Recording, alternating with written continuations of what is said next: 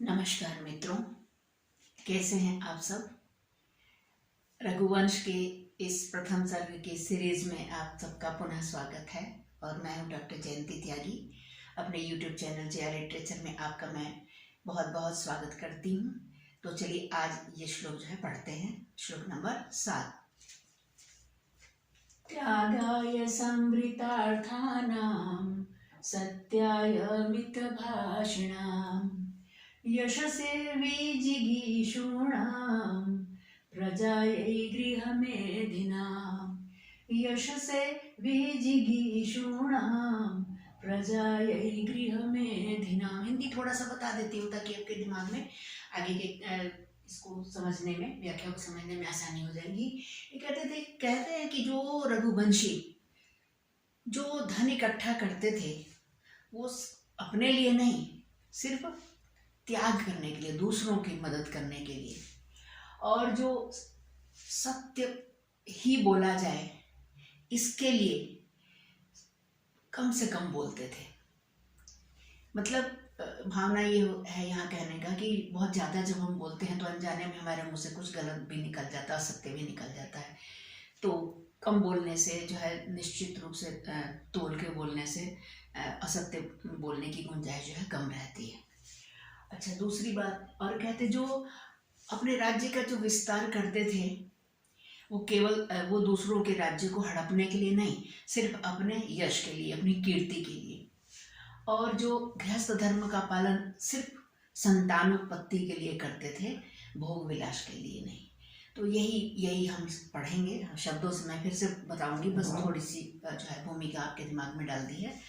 तो अब हम इसको पढ़ लेते हैं, अन्वय से देखते हैं। ठीक है, देखिए, त्यागाय संभृतार्थानां, सब में यहाँ पर भी षष्ठी विभक्ति लगी है।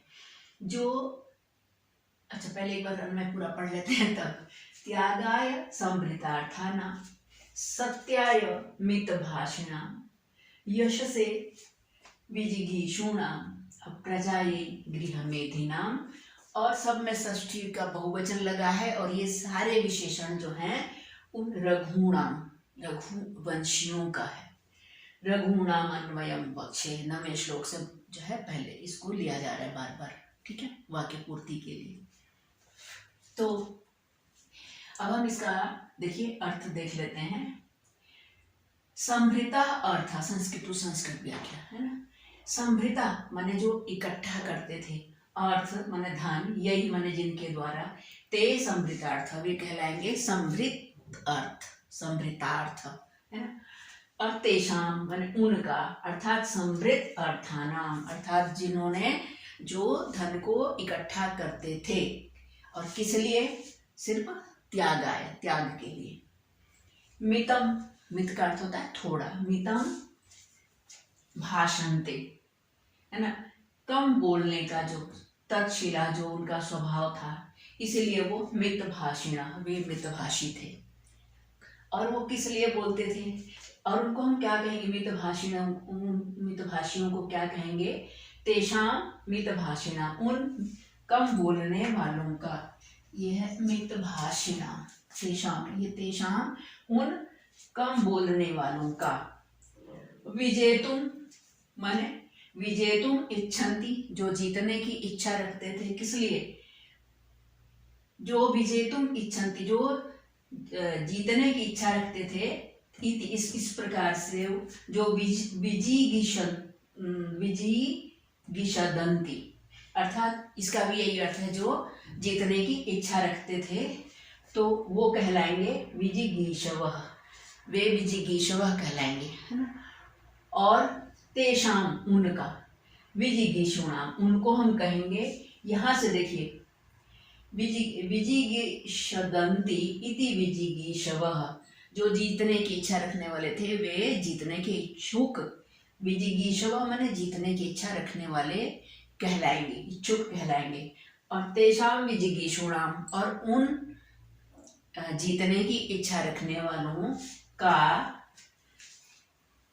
विजेतुम इच्छूणाम, इसी की व्याख्या दोबारा से कि विजिगीषूणाम का क्या अर्थ है, जो विजेतुम इच्छूणाम, जो विजय प्राप्त करने की इच्छा रखते हैं वे। और प्रजा यही, ये विसर्ग नहीं आएगा, नहीं इसी बराबर का चिन्ह, मतलब प्रजा यही अर्थात संतानाय, संतान के लिए। संतान के लिए वो क्या कहते थे, संतानाय गृहणन्ति धान्यादिकम, संतान के लिए अपने पुत्र के लिए धान आदि का ग्रहण करते थे। यहाँ थोड़ा दूसरे तरीके से बात को कही गई है कि जो इसका अर्थ ये है कि संतान प्राप्ति के लिए ही जो गृहस्थ धर्म को धारण करते थे, इति गृहा, वे जो है गृहस्थ कहलाएंगे। और इति गृहा दारा, और दारा का अर्थ होता है पत्नियां। तो संतानाय गृहणन्ति धान्यादिकम इति गृहा, संतान के लिए जो धान्य आदि ग्रहण करते थे, इति गृहा दारा तय, जिनके द्वारा स्त्रियां या गृहिणियां संतान के लिए ही धारण की जाती थी, मतलब उनका वर्ण करते थे। तय माने उनके द्वारा, मेदितुम शीलम येषां ते, जिनकी जो है शील, जिनका जो स्वभाव उनके साथ गृहस्थ धर्म, मेदितुम गृहस्थ धर्म संबंधी कार्य से है, तो जिनके द्वारा केवल संतानोत्पत्ति के लिए ही स्त्रियां जो है ग्रहण की जाती थी, वो पत्नी धर्म का पालन करते थे। ये शाम माने जिनके द्वारा, वे, और तेषाम मान उनका, गृह मेधि नाम, उन गृहस्थों का, वो जो है इसलिए वो गृहस्थ बनते थे क्योंकि वो केवल संतानोत्पत्ति कर सकें।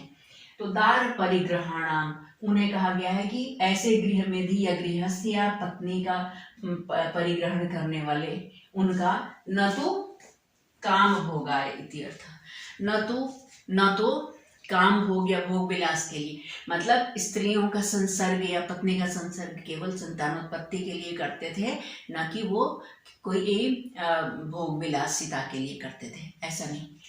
तो ये इसका जो है संस्कृत से संस्कृत व्याख्या हो गई। और इसका अभिप्राय है, इसको दूसरे शब्दों में हम कह सकते हैं कि दानशीलानां सत्यभाषिणां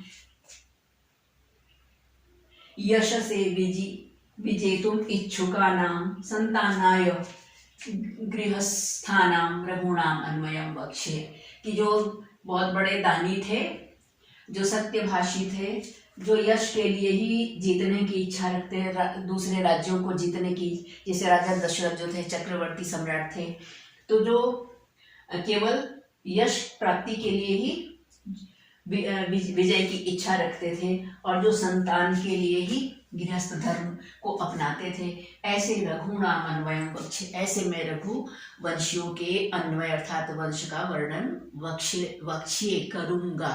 ठीक है। और फिर इसी का जो है हिंदी, जो कि आपको लिखना नहीं है, लेकिन वही बात की आप बोलना जाए इसलिए, जो सतपात्र में दान देने के लिए ही धन एकत्रित करते थे। अच्छा, दान जो है किसी को भी, कोई जो पहले से ही बहुत धनी है, जिससे कि उस धन की आवश्यकता ही नहीं है, उसको दान दे देना, और एकदम बिल्कुल जिसे जरूरत है, जो बहुत गरीब है, जिसको उस धन की आवश्यकता है, जैसे किसी गरीब व्यक्ति को जो है 20 रुपये की भी ज़्यादा आवश्यकता हो सकती है, लेकिन धनी व्यक्ति के घर में तो 20 रुपये ऐसे, 100 रुपये 500 ऐसे ही पड़े हुए हैं, उसकी नज़र में उन पैसों की इतनी कीमत नहीं है जितनी कि उस गरीब की। तो जो दान है ना, वो सतपात्र को ही देना चाहिए। सतपात्र का अर्थ है जो दान लेने का अधिकारी है, क्योंकि दान लेने का अधिकारी वही होगा ना जिसे उसकी आवश्यकता होगी। जैसे किसी का पेट भरा हुआ है, उसे आप भोजन देंगे तो उसकी नज़र में उस भोजन की क्या कीमत है, कुछ भी नहीं। तो भूखे को ही भोजन देना चाहिए, है ना। जिसके पास वस्त्र ना हो उसको ही वस्त्र देने से लाभ है, वही सतपात्र हुआ दान का, वही अधिकारी हुआ, है ना। तो ये बात है।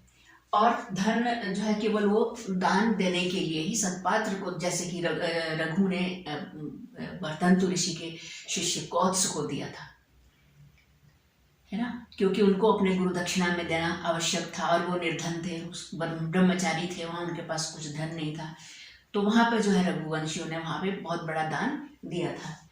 तो कहते हैं कि दान देने के धन, देखिए, जो सतपात्र में दान देने के लिए ही धन एकत्रित करते थे, वैसे उन्हें अपनी कोई आवश्यकता इस विशेष नहीं थी।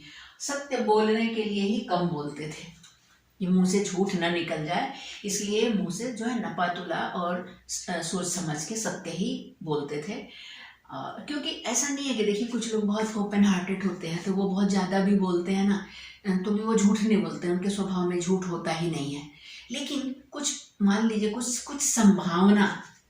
संभावना हो जाए, ज़्यादा बोले, कभी कुछ वैसे निकल जाए, हास परिहास में झूठ निकल जाए, तो इन सब बातों से बचने के लिए ही जो है वो रघुवंशी जो है कम बोलते थे। ठीक है।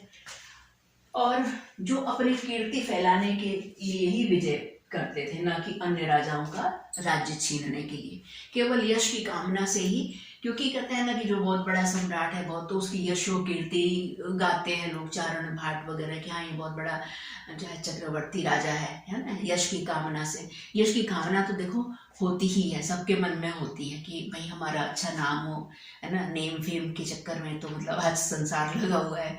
तो रघुवंशी भी इससे अछूते नहीं थे, तो यश की कामना तो उनके अंदर भी थी। वो योगी तो नहीं थे ना, राजा ही थे, इसलिए।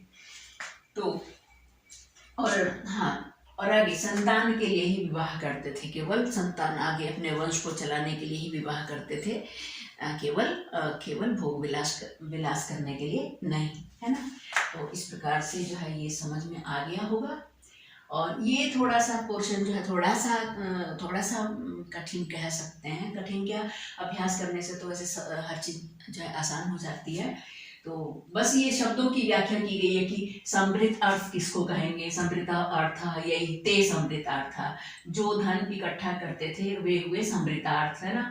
और तेषाम समृद्धार्थाना, उन जो है जो इकट्ठा करने वाले जो रघुवंशी थे उनका, है ना। और जो कम बोलते थे, है ना, कम बोलने का जो मितम भाषन्ते तत्शीला, है ना, कम बोलने का स्वभाव जिनका था वे मित भाषणी थे। और तेषाम मित भाषिणाम, उन कम बोलने वालों का, ये से जो समाप्त हो रहा है वो ये विशेषण है किसका, रघुओं का।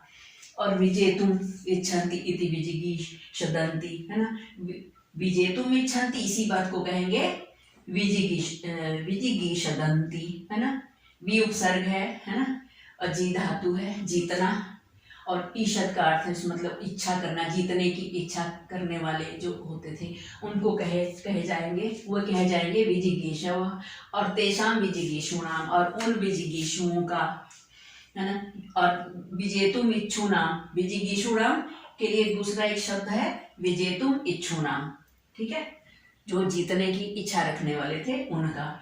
और प्रजायै का अर्थ है संतानाय गृह्णन्ति धान्यादिकम इति गृहा, संतान के लिए जो धान्य आदि ग्रहण करते थे, फसल वगैरह उपजाते थे, वो कहे जाएंगे गृहस्थ, है ना। और वे ही जो है तारा का अर्थ होता है पत्नियां, तो उनके द्वारा उनकी पत्नियां केवल प्रजोत्पत्ति के लिए, संतानोत्पत्ति के लिए ही पत्नियों का वो संसर्ग करते थे, किसी भोग विलास के लिए नहीं। और इसीलिए उनको गृह मेधी नाम माने गृहस्थ कहा गया है। और गृह मेधी नाम का ही जो पर्याय है दार परिग्रहण, मतलब पत्नियों का परिग्रहण करने वाले, है ना। न तो काम भोग है, न तो किसी कामना या किसी भोग विलास के लिए, है ना। तो इस तरह से ही इसका ये अर्थ निकलता है, ठीक है। तो और इसमें समृद्ध जो है 8 वर्णों का समृद्ध छंद है, और इस छंद का नाम है अनुष्टुप छंद। तो मैंने इसको एक बार दोहरा दिया है ताकि जो है आपकी समझ में आ जाए। बार देखिए, बहुत बड़ी परीक्षा के लिए बहुत कड़ा परिश्रम करना पड़ता है, बहुत बड़ी, जितना बड़ा लक्ष्य उतनी बड़ी साधना होती है ना।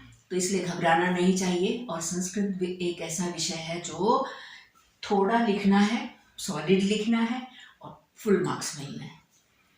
तो इसलिए जो है संस्कृत से घबराना नहीं है। और जो अपने परीक्षा में और थोड़ा एक श्लोक रोज तैयार करेंगे तो भी जो है हो जाएगा। और इसके बाद ये 7वां है, 8, 9, 10 3 करने के बाद फिर हम जो है वो इसी कुमार संभवम के श्लोकों की व्याख्या करेंगे।